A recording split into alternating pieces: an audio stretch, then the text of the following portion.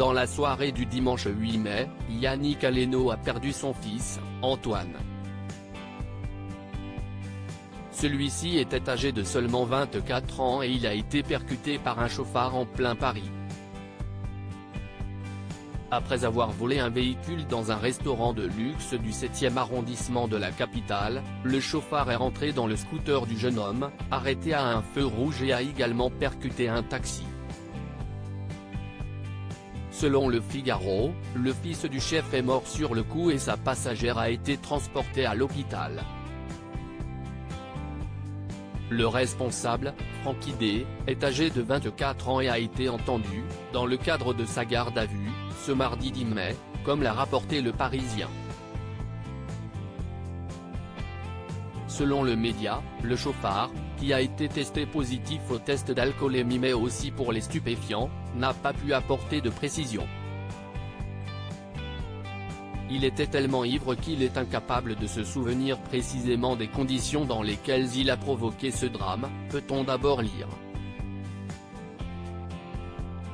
Une révélation bouleversante pour Yannick Aleno et ses proches, qui espéraient obtenir des réponses.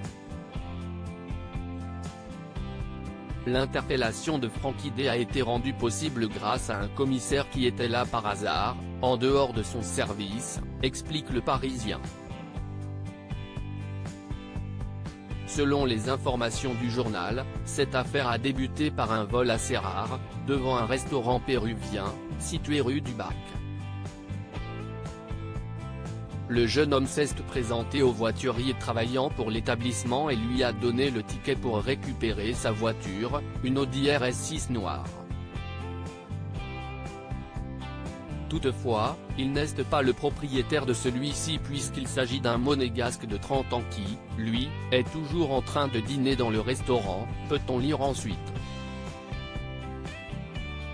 Une fois les clés en main, il prend rapidement la fuite et file dans les rues de Paris jusqu'au moment où il rentre en collision avec le scooter d'Antoine Aleno et un taxi. Juste après ce choc, Francky D tente de prendre la fuite à pied avant d'être rattrapé. Le Parisien explique qu'il était déjà connu des services de police pour plusieurs infractions, notamment des délits routiers mais aussi une affaire de violence. Il était aussi visé par une fiche de recherche pour une peine de prison qu'il n'avait pas purgée. Antoine Aleno, une enquête a-t-elle été ouverte? La mort d'Antoine Aleno a été un véritable choc dans le monde de la gastronomie. Le jeune homme était accompagné d'une femme, qui souffre de multiples contusions. Elle a rapidement été conduite à l'hôpital Cochin à Paris, 14e, mais son pronostic vital n'était pas engagé, indique Le Parisien.